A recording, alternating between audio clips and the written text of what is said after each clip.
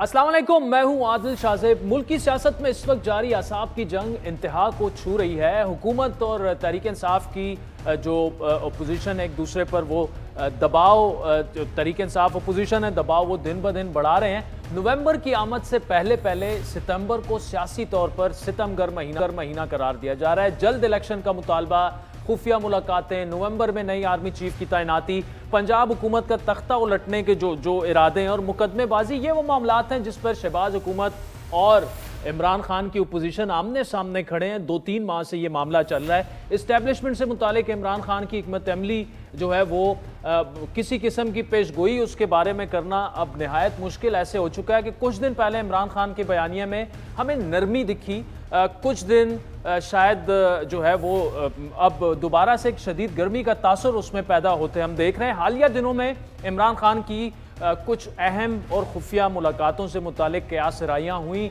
जिनके बाद इमरान खान के लबो लहजे में तब्दीली और मफामत की झलक हमें देखी। इन मुबैना जो हमारी इंफॉर्मेशन के मुताबिक एक ही है, वो उसकी तस्दीक तो बज़ाहिर तो कोई भी नहीं कर रहा, लेकिन बाद नज़र में इन मुलाकात से कोई ख़ास फ़ायदा इसलिए नहीं हुआ कि उसकी झलक आज हमें फिर में होने वाले उस जलसे में दिखी। इमरान खान के बयानिए में घन गरज जो है वो दोबारा अब सामने आ चुकी है। मैं आज अपने DGISPR से ये जरूर सवाल पूछूंगा कि आपने कम से कम समझ तो जाना था मैं क्या कह रहा हूं। आज सारी कौम मेरे साथ खड़ी है कि इन चोरों को कभी सिलेक्ट नहीं करना चाहिए पाकिस्तान का आर्मी चीफ।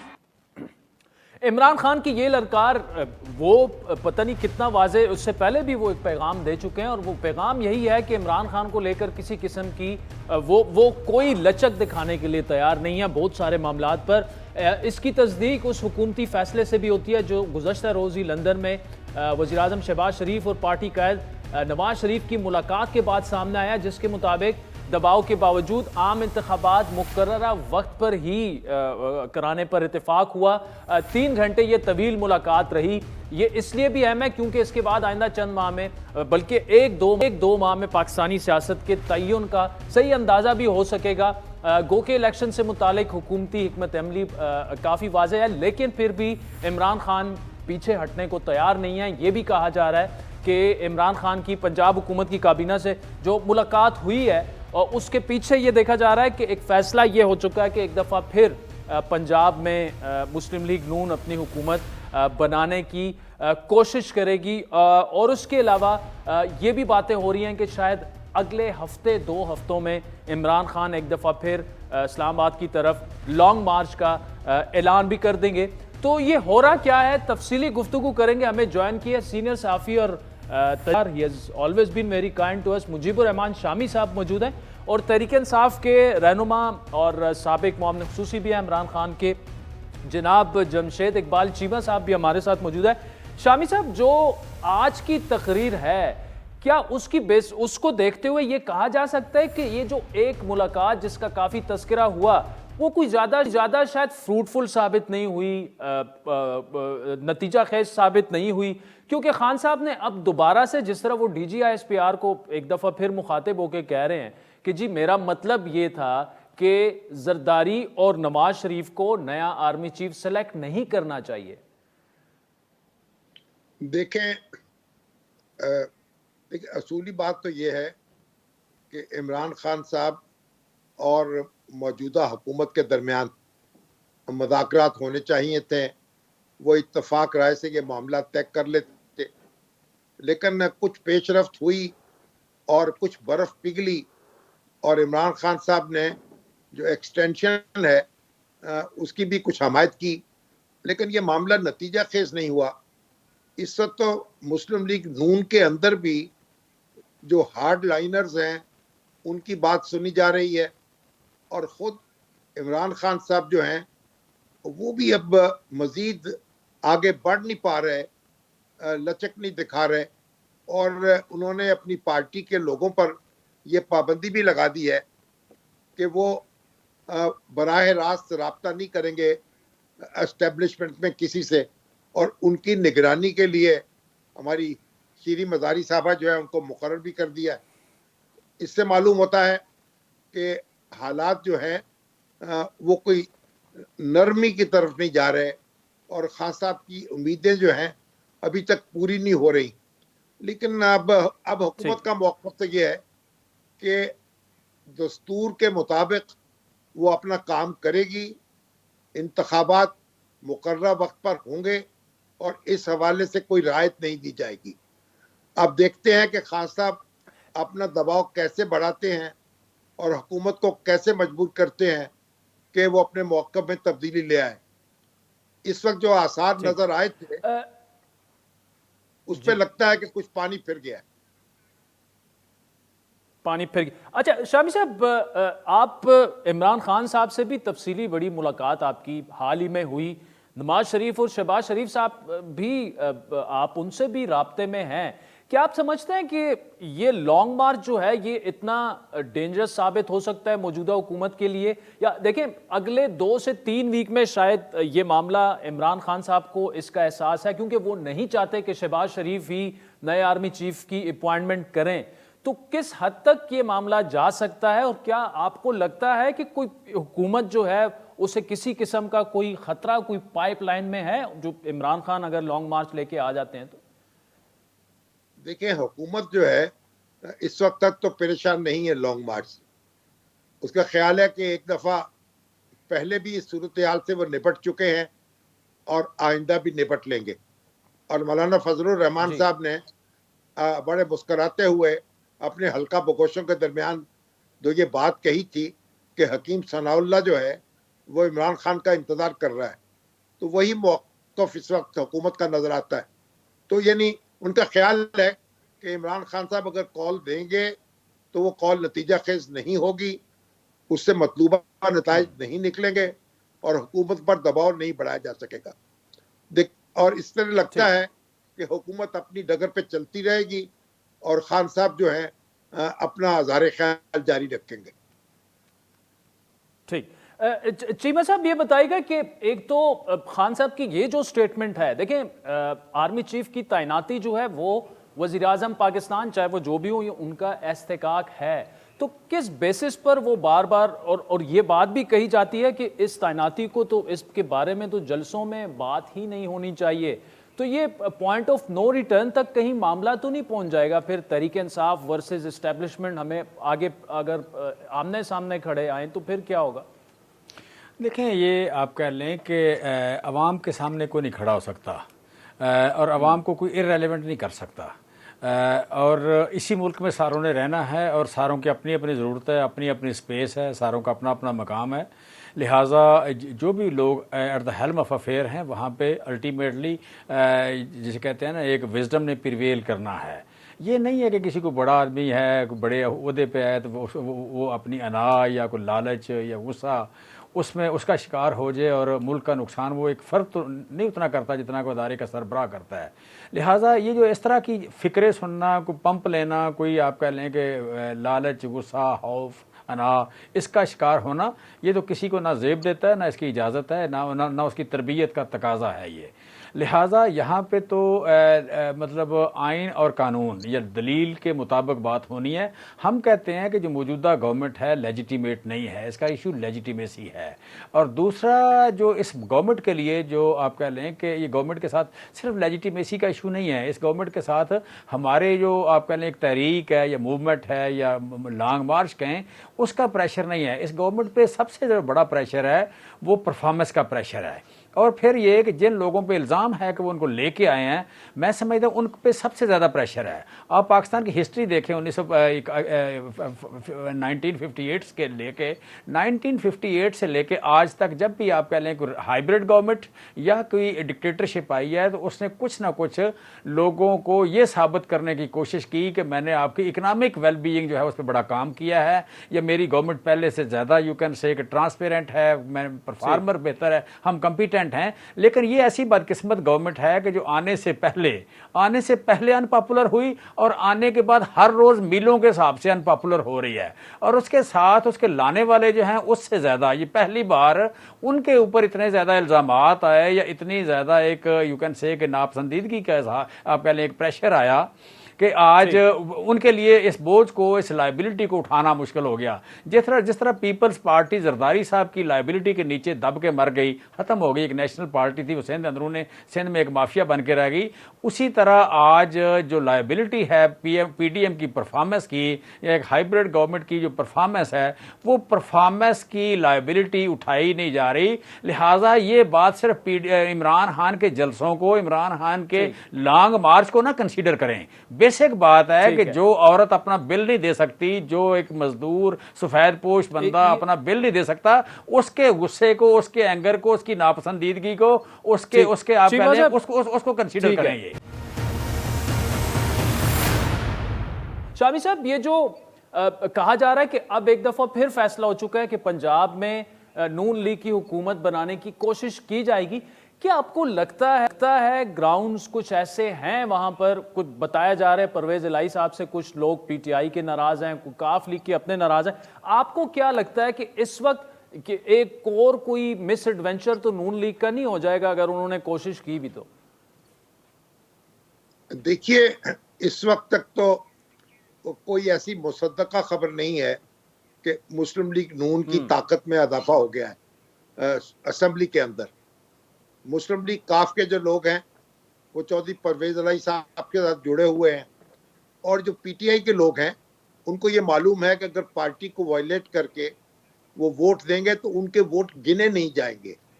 تو جب ووٹ گنے ہی نہیں جائیں گے تو وہ کس طریقے سے پھر اور کتنے نفلوں کا ثواب ہوگا ان کو کہ اگر وہ اپنی پارٹی کے خلاف بغاوت کرے.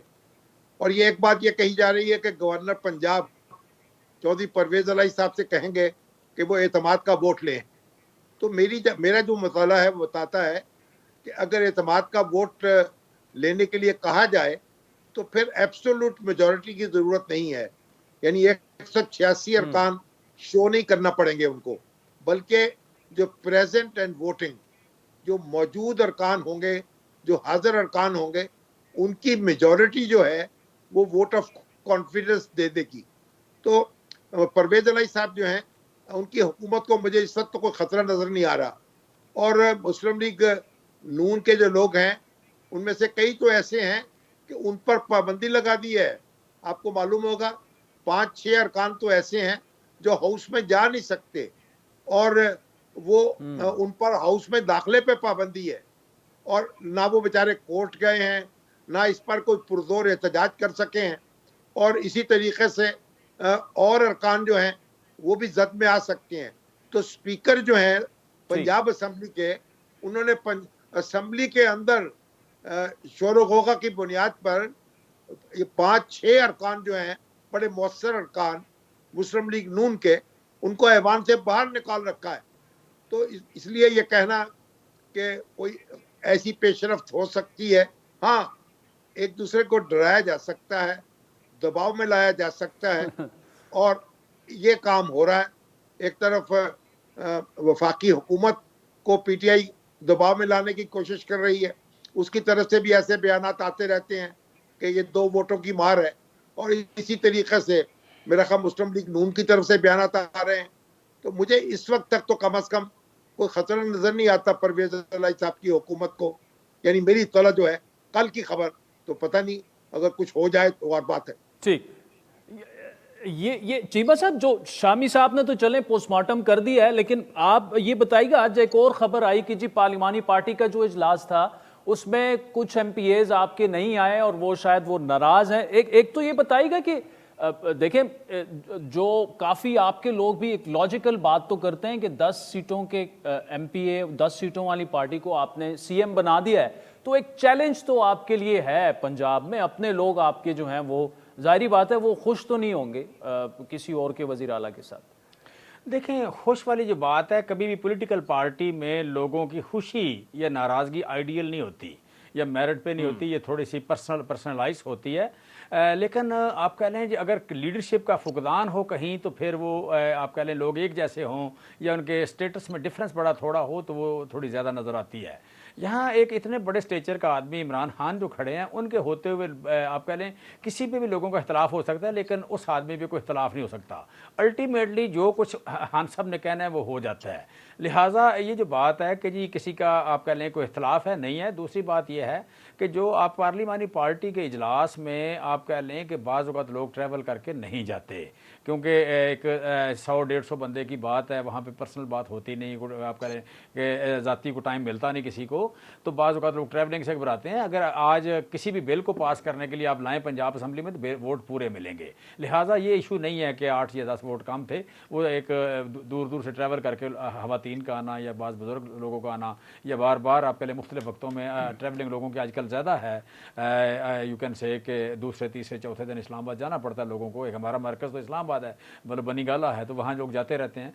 लिहाजा आप कह रहे हैं कि बाज़ औक़ात आप होके आए हैं और अगले दिन दोबारा जाना पड़े तो लोग कर जाते हैं। ऐसी कोई बात नहीं है, अफवाहें हो सकती हैं, विशफुल थिंकिंग हो सकती है, इसके अलावा नहीं है। इमरान खान की ज़ात पे सारी पार्टी, इमरान खान की ज़ात पे सारे वर्कर, सपोर्टर या हमारे हामी, सारे लोग यकसू हैं, मुतफिक हैं। लिहाजा वहाँ पे कोई दुई नहीं है, यकसुई है, पूरी तरह यकसुई है। ठीक है। शामी साहब ये बताइएगा जाते हुए कि इस वक्त शहबाज शरीफ की बड़ी अहम एक लंबी चौड़ी तवील 3 घंटे तवील मुलाकात हुई नवाज शरीफ साहब से, और एक मुलाकात और भी होनी है, और मुस्लिम लीग नून के एक बड़े सीनियर विफाकी वजीर ने यहाँ तक कह दिया था कि आर्मी चीफ की तैनाती पर वो उनसे मुशावरत भी करेंगे। ऑल्दो ये फैसला और सवाबदीद जो है ये शहबाज शरीफ साहब की है, क्या आप समझते हैं कि इस तैनाती पर दोनों में 100% इत्तेफाक राय होगा या कुछ डिफरेंस ऑफ ओपिनियन हो सकता है? मुस्लिम लीग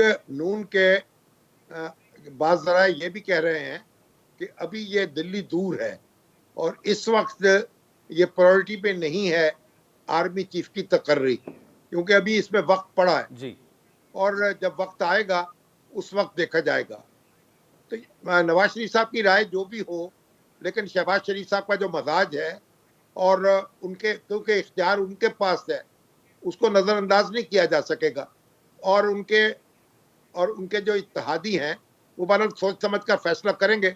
और मेरा साथी ख्याल तो ये है कि इमरान खान साहब ने जो तजवीज़ पेश की थी कि कंसेंसस से आर्मी चीफ लगाया जाए इंतखाबात के बाद, वो एक ऐसी तजवीज़ थी जिस पर गौर किया जा सकता था। या दूसरी बात ये हो सकती है कि सीनियर मोस्ट जो है उसका तकर्रुर हो जाए, सीनियर मोस्ट जर्नल जो है वो आर्मी चीफ का मनसब संभाल ले। नवाज शरीफ साहब 3 दफ़ा अपनी सवाबदीद पर आर्मी चीफ मुकर्रर कर चुके हैं।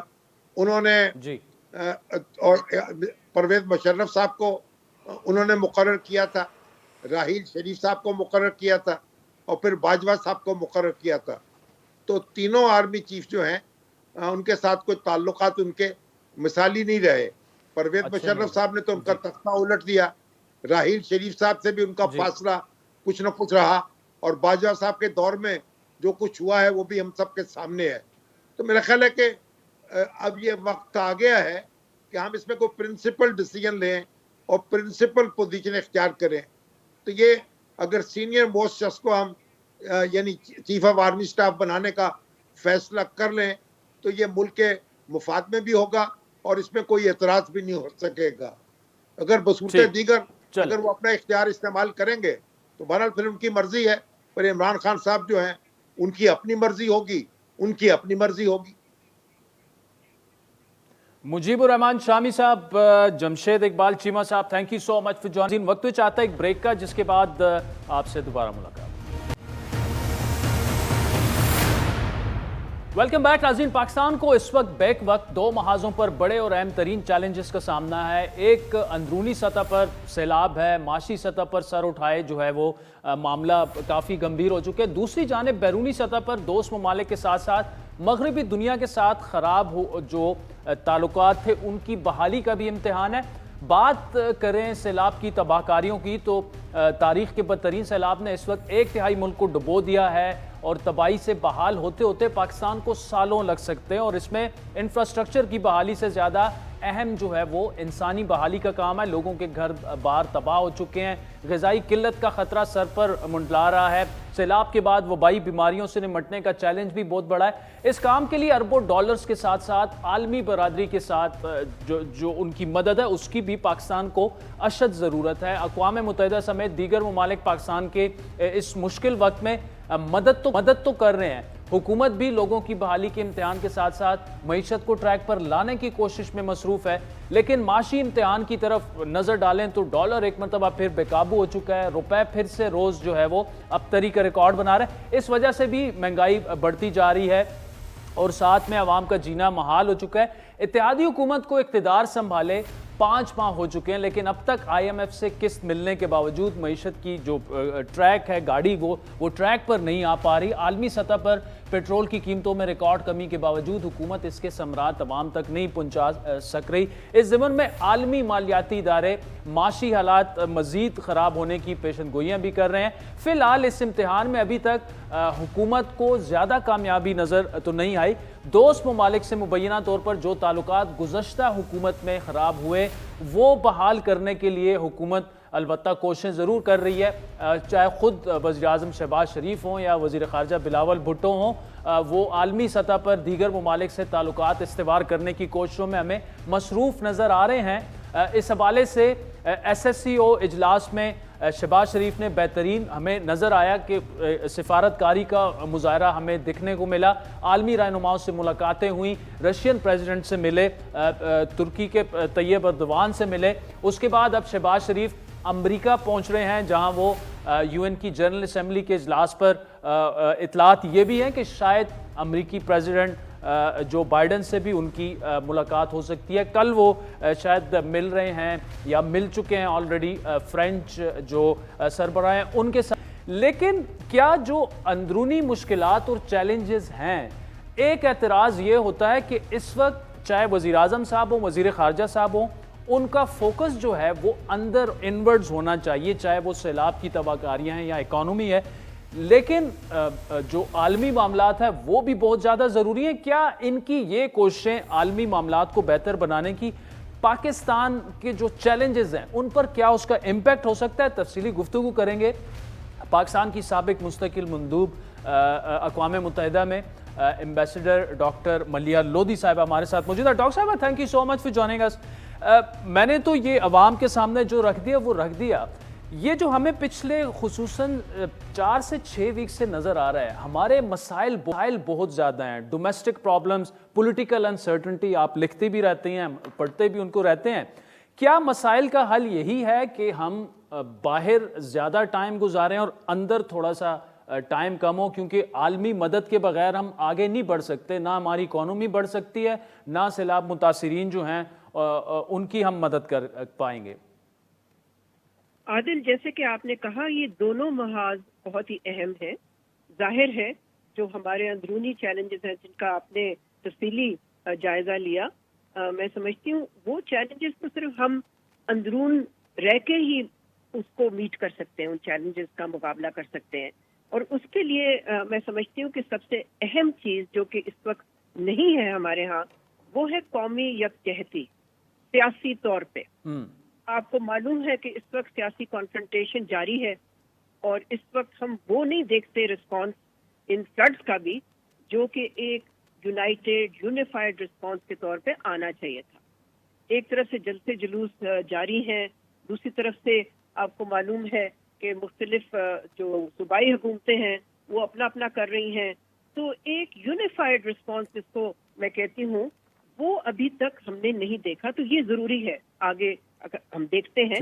دیکھیں, سیلاب کا تو ابھی صرف ریلیف کا فیز ہے اور ابھی آگے ہم نے ریہیبلیٹیشن اور ریکوری کا بھی فیز دیکھنا ہے. تو اس کے لیے اور معاشی استحکام کے لیے جو بہت ضروری ہے وہ یہ کہ جو سیاسی بے یقینی ہے جس کا آپ نے بھی تذکرہ کیا, اس کا خاتمہ ہونا چاہیے. اس لیے کہ جتنی دیر تک یہ سیاسی بے یقینی جاری رہتی ہے اتنا ہی مشکل ہوگا کہ ہمارے ملک میں انویسٹمنٹ ہو, ہمارے ملک میں اکنامک اسٹیبلٹی آئے. تو ڈومیسٹک فرنٹ پہ تو یہی بات ہے. اب انٹرنیشنلی جو آپ نے سوال پوچھے, ظاہر ہے یہ بھی ضروری ہے کہ ایک اتنا اہم آرگنائزیشن جو کہ SCO ہے جی وہاں پر جانا اور پھر مختلف ورلڈ لیڈر سے ملنا وہ بھی ضروری تھا. اور ایسے وقت پہ جب کہ ہم دیکھ رہے ہیں کہ بین الاقوامی کمیونٹی سے پاکستان کو امداد مل رہی ہے, سولیڈیرٹی کا بھی ایکسپریشن ہو رہا ہے, تو ایک تو یہ کہ پاکستان کو چاہیے کہ شکریہ ادا بھی کرے ان سب ممالک کا, اور ساتھ ساتھ اویئرنیس بھی پھیلاتا رہے, تاکہ دیکھیں آپ کو معلوم ہے کہ اس وقت انٹرنیشنل کمیونٹی جو ہے جی ان کا جو فوکس ہے وہ مختلف ڈائریکشنز میں ہے, تو بار بار یاد دلانا ضروری ہے. جہاں تک جنرل اسمبلی کا سیشن ہے وہ تو بہت ہی اہم ہے, اس لیے کہ یہ پہلی دفعہ ہے 3 سال میں کہ یہ جس کو کہتے ہیں انگریزی میں ان پرسن ہو رہا ہے, اس لیے کہ 2 سال تو ہوا ہی نہیں تھا, ہوا کووڈ کی بھی تھا وجہ تو سے. وہ جی زوم کے ذریعے تھا یا ویڈیو کے ذریعے تھا, پچھلے سال تو ہائیبرڈ تھا. تو اس سال بہت سارے لیڈران اس لیے وہاں پر پہنچے ہیں اس لیے کہ ان کو پچھلے چند سالوں میں موقع نہیں ملا. تو پاکستان کے لیے بھی ضروری ہے کہ ایسے جو ہیں, دیکھیں اس سے زیادہ اہم ورلڈ سٹیج کوئی بھی نہیں ہے. UN جنرل اسمبلی جو UN نیو یارک میں ہوتی ہے, تو اس کا فائدہ اٹھانا میں سمجھتی ہوں کہ پاکستان کی سفارتکاری کا ایک اہم امتحان ہے. ٹھیک. ڈاکٹر صاحب اب مختصراً بتائیے گا, ٹائم میرے پاس اب اتنا مدلل گفتگو تھی کہ میرے جو سوالات تھے آپ نے آلریڈی آنسر کر دی, لیکن ایک بڑی امپورٹنٹ چیز, اگر پریزیڈنٹ بائیڈن سے ہو جاتی ہے ملاقات, یہ کتنا اس کو سگنیفیکنٹ سمجھا جائے اور دیکھا جائے پرائم منسٹر کی؟ دیکھیے ابھی تو قبل اس وقت ہے کہنا, اس لیے کہ ہمیں معلوم نہیں ہے کہ جی. ایسی ملاقات ہے یا نہیں, لیکن فرض کیجئے ہوتی ہے تو یہ بہت ہی اہم ہوگا, اس لیے کہ یہ ری انگیجمنٹ دونوں ممالک کے درمیان اس کی بہت ہی اہمیت ہے. اس لیے کہ آپ کو معلوم ہے کہ پچھلے سال سے کوئی خاص انگیجمنٹ کم از کم سینئر لیول پہ نہیں ہوئی, لیڈرشپ لیول پہ نہیں ہوئی ہے. تو اس کا ہونا میں سمجھتی ہوں کہ ہمارے پاکستان کی قومی انٹرسٹ میں ہے, اور دیکھنا اب یہ ہے کہ اس کا نتیجہ کیا نکلتا ہے. ٹھیک. ڈاکٹر ملیہ لودھی صاحبہ, thank you so much for joining us. تو چاہتا ہے ایک بریک کا, جس کے بعد اکبر ایس بابر صاحب ہمیں جوائن کریں گے, ذرا فورن فنڈنگ کیس کی بات کریں ہمارے ساتھ. ویلکم بیک عزیز. سابق وزیر اعظم عمران خان کے سیاسی مستقبل کا دار و مدار ان کے خلاف چلنے والے یکے بعد دیگرے کئی قانونی معاملات پر منحصر ہے. اس وقت عمران خان کو توشہ خانہ, فورن فنڈنگ, توہین عدالت جیسے قانونی چیلنجز درپیش ہیں. یہ تمام کیسے جو ہیں کب اور کب تک ہوں گے, اس متعلق تو کچھ یقین سے نہیں کہا جا سکتا کتنا ٹائم اس میں لگ سکتا ہے. البتہ ان کیسز کے دوررس نتائج ضرور مرتب ہوں گے ہماری سیاست پر. آج انہی میں سے ایک کیس کا فیصلہ محفوظ ہو چکا ہے جو یہ طے کرے گا کہ کیا خان صاحب نااہل ہو سکتے ہیں, یعنی توشہ خانہ تحائف ظاہر نہ کرنے پر عمران خان کی نااہلی پر اسپیکر قومی اسمبلی کی جانب سے یہ ریفرنس جو ہے جو بھجوایا گیا تھا, آج الیکشن کمیشن نے اس پر فیصلہ محفوظ کر لیا ہے. عمران خان کے خلاف دوسرا کیس سیشن جج کو مبینہ طور پر دھمکیاں دینے پر دہشت گردی کا بنا تھا, جس میں آج انہیں ریلیف ملا. اسلام آباد ہائی کورٹ کے چیف جسٹس مسٹر جسٹس اطہر ملنا نے ان کے خلاف یہ جو دائر دہشت گردی کا مقدمہ تھا وہ ختم کرنے کے احکامات جاری کیے. اس کے علاوہ ایک اور اہم مقدمہ جو تقریباً 1 دہائی سے زیادہ زیر سماعت رہا اور گزشتہ ماہی منطقی انجام تک تو تقریباً پہنچا تھا, لیکن اب بھی حتمی کارروائی کے لیے تاریخ پر تاریخ کی نظر ہو رہا ہے. ممنوعہ فنڈنگ کیس کی ہم بات کر رہے ہیں. پی ٹی آئی کو ایک بار پھر تفصیلات جمع کرانے کے لیے مزید 6 ہفتوں کی مہلت مل چکی ہے. چیف الیکشن کمشنر کی زیر سماعت آج کی کارروائی جو ہے وہ اس میں پی ٹی آئی کے وکیل شاخاور صاحب ہیں. انہوں نے کمیشن سے مزید وقت دینے کی استدعا کرتے ہوئے موقف اپنایا کہ یہ 10 سال پرانا کیس ہے, کچھ بیرون ملک جو چیپٹرز ہیں ان سے تفصیلات اکٹھی کرنی ہے, کم از کم 8 ہفتے درکار ہے. لیکن بہرحال جو بھی فیصلہ تھا, تو اس وقت اکبر ایس بابر صاحب بانی رکن ہیں تحریک انصاف کے, اور جب بھی ممنوعہ فنڈنگ کیس کی بات ہو تو یہ 8-10 سال انہوں نے یہ مقدمہ لڑا. اکبر صاحب thank you so much for joining us. یہ جو مزید 6 ہفتوں کی مہلت ملی ہے اس کی وجہ کیا ہے, اور کیا آپ اس سے مطمئن ہیں کہ مزید مہلت ان کو ملنی چاہیے اپنی صفائی کے لیے؟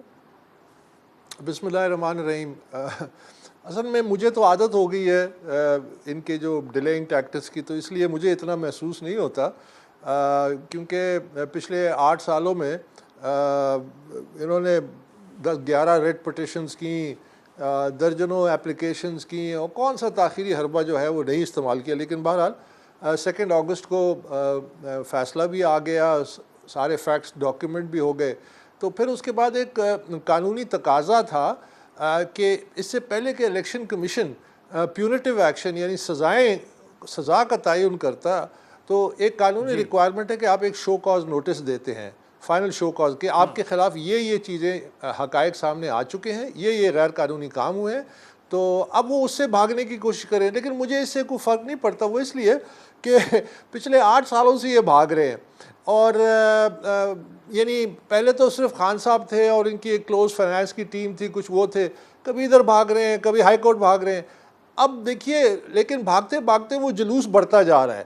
اور وہ اس طرح کہ اب جو لیٹسٹ اس میں یہ ہے کہ عمران خان نے خود 14 مارچ اسی سال ایک دستاویز جمع کرائی، اس میں اپنے ہی لیڈرشپ 30 کم از کم 30 ٹاپ لیڈرشپ پہ یہ الزام لگا دیا کہ جی یہ ہمارے جو اکاؤنٹس تھے یہ تو بے نامی تھے، یہ تو ان نون اکاؤنٹس تھے، یہ ہماری اجازت کے بغیر آپریٹ کر رہے تھے.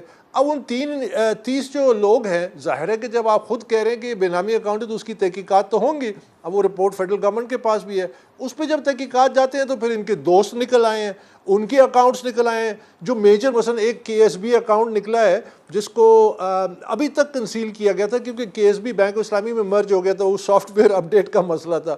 وہ اب جب اپڈیٹ ہوا تو صرف ایک اکاؤنٹ سے 78 کروڑ نکل آئے. تو یہ اب وہ جلوس ان کا بڑھتا جا رہا ہے، اب ان کے دوست بھی اس میں شامل ہوتے جا رہے ہیں کیونکہ یہ انریول کر ہے. تو جتنا بھاگیں گے ان کا جلوس اور بڑھے گا، یہ مزید لیکن لیڈز چھوڑتے جائیں. اگر دیکھیں اب تو 6 ویک کی مہلت ملی ہے نا، اس کے بعد کیا مزید مہلت انہیں مل سکتی ہے اس کیس میں، یا الیکشن کمیشن جو ہے وہ کلیئر کٹ فیصلہ سنا دے گی؟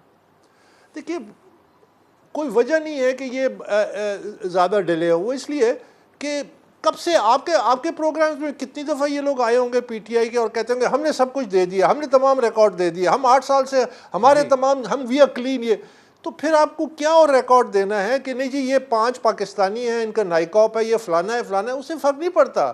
وہ اس لیے کہ اتنی بڑی یعنی ملینز آف ڈالرز کی جب غیر قانونی فنڈنگ اور وہ کمپنی سے ثابت ہو چکی ہے، مثلا ووٹن کرکٹ لمیٹڈ آف شور کمپنی ہے، 2.1 ملین اس کا ثابت ہو چکا ہے کہ PTI اکاؤنٹس میں آیا ہے. اچھا پھر اس کے بعد فائنینشیل ٹائمز میں سٹوری آئی جولائی 28 کو، جس کو ابھی تک PTI نے چیلنج نہیں کیا، جس کو ابھی تک عمران خان نے چیلنج نہیں کیا، جہاں کہ وہ کہتے ہیں کہ جی برطانیہ میں تو بڑے قوانین اچھے ہیں، عدالتیں بڑی آزاد ہیں، بڑی جلدی فیصلے آ جاتے ہیں. ابھی تک چیلنج نہیں کیا. انہوں نے کیا کہا؟ انہوں نے کہا کہ جی 1.3 ملین ڈالر تو صرف ابراج سے آیا ہے پیسہ، اس کے بعد 2 ملین ڈالر شیخ نہیان نے دیا ہے. تو یہ صرف ووٹن کا. اب مزید جو انکشافات ہیں کہ ان کی جو دوست ہیں، کیونکہ اکاؤنٹ سے اکاؤنٹ نکل رہے ہیں نا، اب ان کے دوست ہیں، انہوں نے کسی نے ایک ٹرسٹ بنائی، ٹرسٹ میں 6,25,000 آ گیا اور پھر اس کے بعد وہ پیسہ چلا گیا PTI کی میڈیا کیمپین میں، کانٹریکٹس، چیک، سب کچھ سامنے آتا جا رہا ہے. اس کے علاوہ ان کے ذاتی دوست کے ذاتی اکاؤنٹ میں $5,75,000 کہاں سے آیا؟ ووٹان سے آیا، وہی آف شور کمپنی جو کیمن آئلینڈ میں. تو یہ تو ٹائم گین کر رہے ہیں، پرابلی یہ امید کر رہے ہیں کہ شاید ہیونز ول فال اور پتہ نہیں کیا ہو جائے گا، حکومت چلی جائے گی اور الیکشن اناؤنس ہو جائیں گے اور یہاں ایسا کچھ ہو جائے گا، بڑا کوئی ایونٹ ہو جائے گا کہ کسی طرح ہم اس معاملے سے بچ سکے. اب کوئی دیر از نو اسکیپ. اب یہ اس میں ڈاکیومنٹ ہو چکا ہے سب کچھ، جو جتنی کرائم ہے، جو فائنینشیل فراڈ ہوا ہے اس ملک کے ساتھ، وہ ڈاکیومنٹ ہو چکا ہے. اس میں اکبر بابا صاحب ٹھیک ہے، مجھے بتائیے گا کیا ابھی بھی کچھ ایسے حقائق ہیں کہ جو منظر عام پر آنے ہیں اور وہ اس کیس کا حصہ نہیں ہے؟ میں نے ابھی آپ کو مثال دی، 1.2 ملین ڈالر یہ صرف ووٹان سے جو خان صاحب کے دوست ہیں انہوں نے ایک ٹرسٹ رجسٹر کی، اس ٹرسٹ کے ذریعے PTI کے میڈیا کیمپین کو فنڈ کیا گیا. تمام اس کی منی ٹریل آ چکی ہے. ان کے ذاتی اکاؤنٹ میں $5,75,000 گیا. دیکھیے یہ جس طرح ایک بشیر میمن صاحب جو فارمر DG FIA انہوں نے کہا تھا یہ کیسز کی پردادی ہے، اس کے لیے شاید 100 لوگ آپ کو چاہیے. وہ اس لیے کہ ادھر سے اکاؤنٹ نکالتے ہیں PTI کا، ادھر سے کسی کے ذاتی اکاؤنٹ میں پیسہ چلا گیا. سارے لوگوں کے نام لکھے ہوئے ہیں جن کے اکاؤنٹس میں پیسہ گیا. مثلا PTI کی جو ٹاپ لیڈرشپ، میں نے آپ کو بتایا نا، 30 لوگوں کو عمران خان نے خود آئیڈینٹیفائی کیا کہ یہ 11 اکاؤنٹس یہ لوگ چلاتے تھے اور یہ بے نامی اکاؤنٹ تھے.